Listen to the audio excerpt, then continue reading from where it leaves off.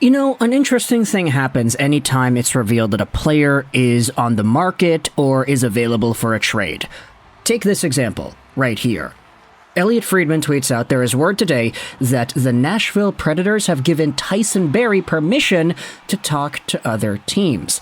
Barrie is expected to be a scratch versus the Rangers and is a UFA after this season. This allows the team and the player to see if there is a better fit elsewhere in the short term.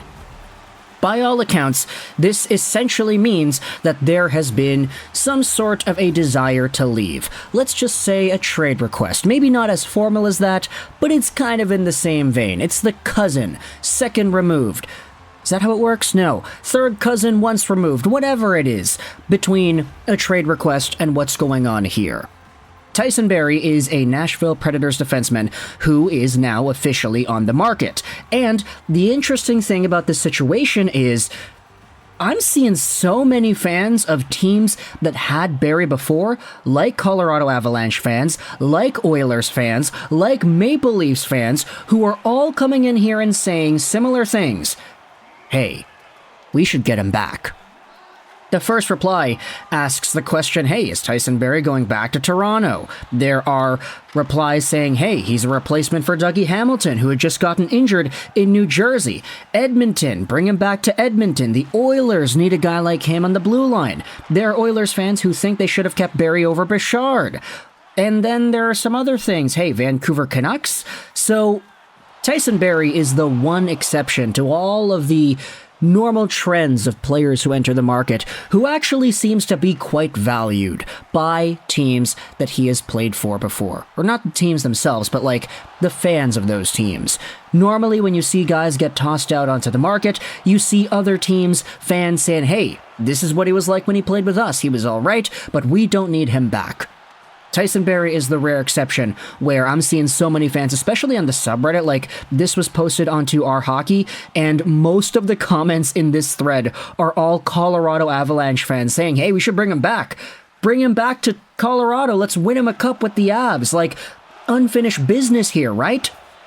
So let's go over the entire profile of Tyson Barrie, just talk about what he is right now, talk about where he has gone, and the different fits that could be brought up. You know, not saying that anything is confirmed here, just throwing the idea out there. Tyson Barrie, all things considered, let's just say it's a trade request because that is essentially in the same vein. 32 years old, from Victoria, BC, Canada, small defenseman, 5'11", 196, a right-handed guy who is signed till the end of this season making $4.5 million a year. Now, you could ask yourself the question, why in the heck is this guy on the move now? I mean, take a look at the Predators and their situation. Long story short, this is a 30-plus-year-old guy that they don't want to re-sign. They just signed another 34-year-old defenseman in Luke Schenn, who is also on the right side. So there are spots on this team that are already being filled up, and you have Roman Josi acting as the number 1D, especially on the power play.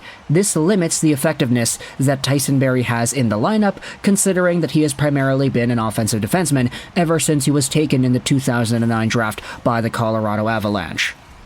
You see, back in this time frame, Barrie was a dominant force in the WHL. He eventually made the Avs a few years later, had himself a 50-point year. That was his max season with Colorado. He had a few 59-point years in there, or a few 57-point years, excuse me. He was a really good defenseman. 57 points in 68 games played for the Avs in 2017-18.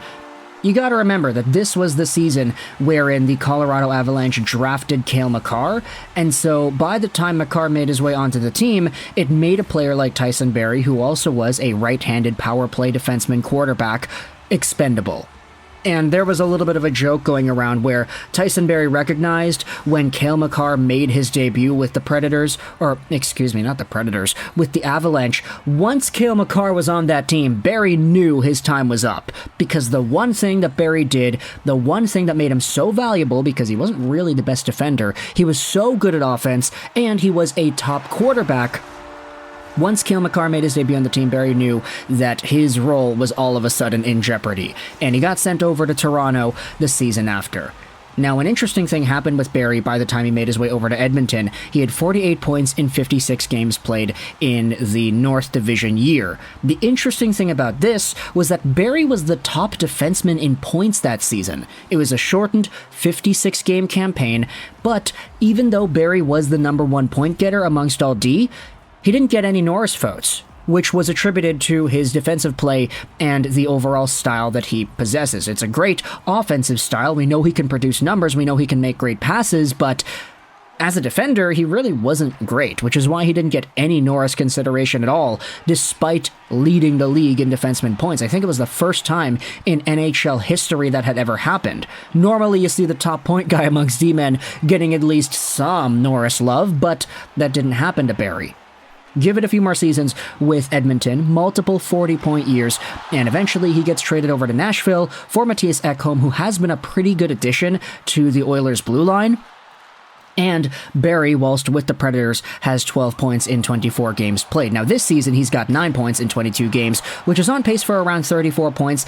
Honestly, that's not bad. Like, considering the cap hit, $4.5 million a year, getting 30 points out of a right-handed defenseman who doesn't play on your top power play unit is not that bad of a catch for that dollar amount. But because the Predators and because Barrie could feel like there may be some sort of a better fit elsewhere, it's actually a pretty mature response, I feel, for the Predators to give Barrie the permission to seek out a trade himself and to talk to other teams. Now, normally, when you talk about players that are on the market, you see either them actually being a hot commodity, like teams are knocking on the Predators' door asking about Barrie, or you'll see like a Brock Besser situation in Vancouver, where the team gives the agent the opportunity to say, hey, sell your client to other teams, and we'll make the trade afterwards. You do the hard work, we'll just sit back and relax. Because from the way it's phrased here, I mean, this seems more like a favor to Barrie than it is the Nashville Predators wanting to ship out a guy that they have nothing to do with, or that they don't want anything to do with. Barrie has been alright this season, not really the best defensively, but still alright. He's producing at an okay rate, especially considering the lack of significant power play time. And so, if the Predators are going to say, all right, well, we don't want to re-sign him, he'll be 33 when we play next season, and do we want to go out there and give out money and term to a guy who is already like this? Probably not the most ideal situation, so if we could flip him at the deadline, flip him sometime later, then get some assets in return, that's probably the best case scenario, right? So, when it comes to each of the teams that everybody is talking about, when it comes to the Toronto Maple Leafs, I mean, they've been rumored to be going after Chris Tanev the entire time. Nikita Zadorov was also a guy on their list. If you check out the Maple Leafs and their history, I mean, they've had themselves a pretty intriguing run with Barrie. He only had one season there, but it feels like it lasted forever. The guy definitely was a point producer, but I mean, the Toronto Maple Leafs have exhibited differing levels of success ever since then, and you could debate whether or not Barrie is the fix to that decor. They may so want just a guy that's a little bit more defensively sound, which is why they're going after Tanev. I mean, the cap hit is literally the same, so if you wanted to go for more offense, maybe try to outscore your problems even more as Toronto, maybe Barrie is a fit. If you wanted to talk about the Colorado Avalanche, the team in which I'm seeing the most fans saying that they want to bring Barrie back, this, of course, has a historical factor to it. They know that Barrie was here for the dark ages, that terrible season in 2016-17 where the Avalanche were the worst team in the NHL. Barrie was there. He stuck it through thick and thin. He was a warrior. And now, you could say it's a loyalty thing. Hey, the Avalanche are better. They're a Stanley Cup champion caliber team. Bring Barrie back, get him a championship. Let's finish what we started all the way back in 2009. Now you're seeing teams like Edmonton, fans of the Oilers are saying, hey, we probably could bring him back, right? Have Barrie and Ekholm playing together. Have the defensive stability, have Barrie providing some offense, screw Cody Ceci, let's bring Barrie back. And of course, that's a conversation that a lot of Oilers fans seem to be having because, I don't know, they want offense, I guess. And then you have a few other teams tossed in there, New Jersey, Vancouver maybe. I mean, the Canucks are not necessarily a team that I think would benefit the most out of Barrie, considering they already have Hughes and Hronek, but it's an interesting idea nonetheless. So let me know your thoughts in the comment section below about the Tyson Barrie trade request. Do you think there is a trade happening soon? Where do you think Barrie is going to go? And how much do the Predators get back in exchange for Barrie? Let me know your thoughts in the comment section below. I hope you enjoyed this video. And bye.